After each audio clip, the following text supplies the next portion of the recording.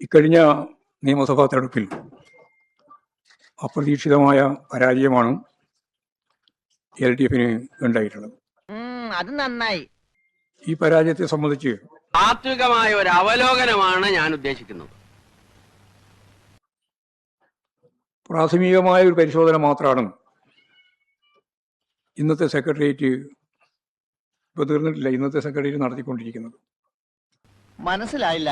അതായത് CPIM പാർട്ടിയുടെ പ്രവർത്തകരെയും പാർട്ടി ഘടകങ്ങളെയും LDFിലെ ഘടകകക്ഷികളെയും ജനങ്ങളെ ആകെയും വിശ്വാസത്തിലെടുക്കുകയും എന്തുകൊണ്ട് നമ്മൾ തോറ്റു എന്നുള്ളത് ലളിതമായിട്ട് പറഞ്ഞാൽ എന്താ? കണ്ണൂർ ജില്ലാ കമ്മിറ്റിയിലും പിണറായിക്കെതിരെ അതിരൂക്ഷ വിമർശനം. പിണറായിയുടെ ശൈലി തോൽവിക്ക് കാരണമായെന്നും ഇങ്ങനെ പോയാൽ കേരളം ബംഗാളാകുമെന്നും അംഗങ്ങൾ. പിണറായിയുടെ പ്രായപരിധിയിലും ചോദ്യങ്ങൾ ഉയർന്നു. അത് വീട്ടിൽ പോയി ചോദിച്ചാൽ മതി. എങ്ങനെ ഇരിക്കണം?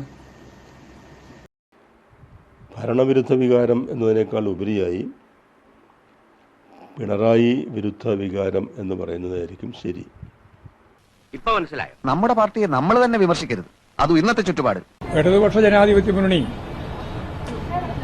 നല്ല പരാജയമാണ് ഏറ്റുവാങ്ങി കഴിഞ്ഞിട്ടുള്ളത്. എന്താ ഉത്തമ ജനങ്ങൾ നമ്മളോട് ഇങ്ങനെ പെരുമാറിയത്? അതേ, ഇന്നീ പാർട്ടി ലോകമെങ്ങും ശോഭിച്ചിടും കാരണഭൂത പിണറായി വിജയൻ എന്ന സഖാവ് തന്നെ. ഓ, തൂറ് വഴിയല്ലാണ്.